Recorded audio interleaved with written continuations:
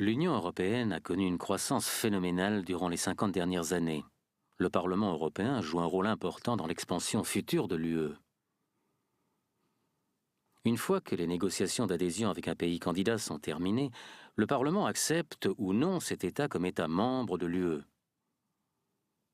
Lorsque les 6 premiers États membres ont établi leur coopération, ils n'imaginaient certainement pas qu'elle s'étendrait aujourd'hui à autant de pays.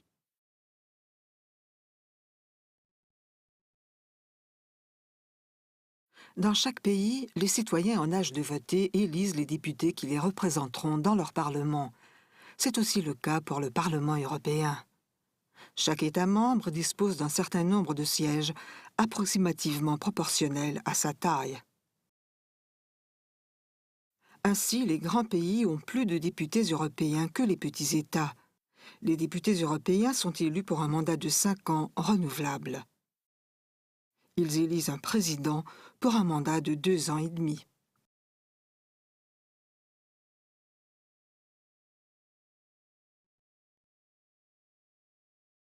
Presque tous les députés européens font partie d'un groupe politique.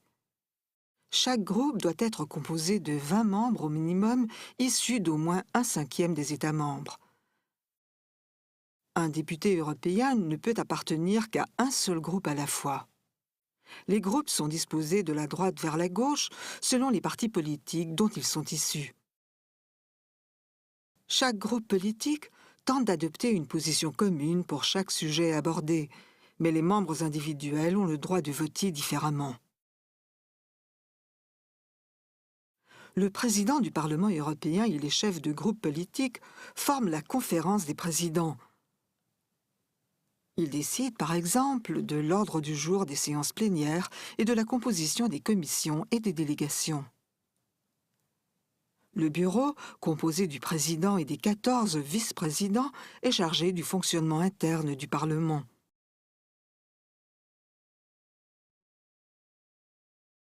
Comme dans tout parlement national, la plupart des parlementaires sont membres d'une ou plusieurs commissions qui préparent les lois et autres textes à débattre lors des séances plénières. Leurs débats sont publics et elles se réunissent normalement 1 à 2 fois par mois. La charge de travail est partagée en différentes commissions selon les sujets abordés.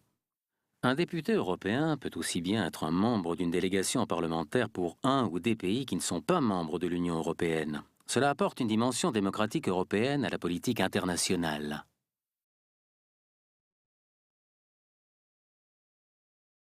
Les lois de l'UE sont créées et amendées par les 3 organismes principaux de l'Union européenne en suivant plusieurs procédures différentes.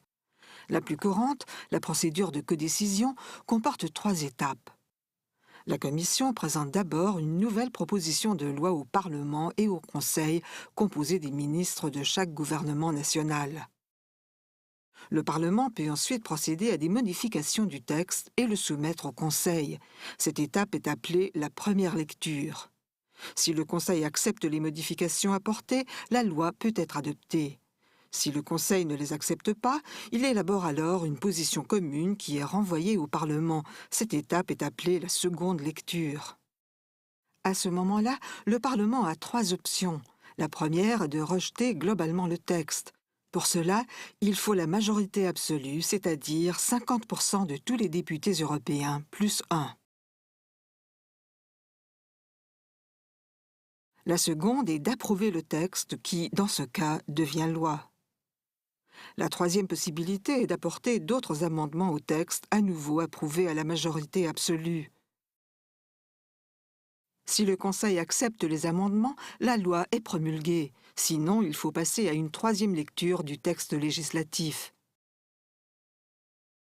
Un comité de conciliation formé d'un nombre égal de membres du Conseil et du Parlement est constitué. Ensemble, ils élaborent un texte commun qui doit être approuvé par les 2 institutions.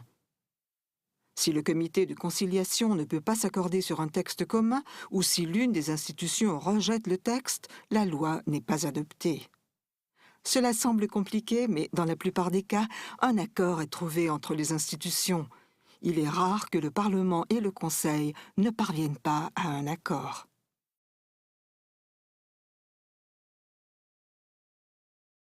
Le budget de l'Union européenne sert à financer les politiques de l'UE et le fonctionnement de ses institutions. Comme dans la procédure législative, le Parlement joue un rôle clé avec ici 2 lectures. Mais, à la différence du processus législatif, le Conseil est le premier à étudier le budget et le Parlement a le dernier mot, puisque c'est le président du Parlement européen qui signe le budget.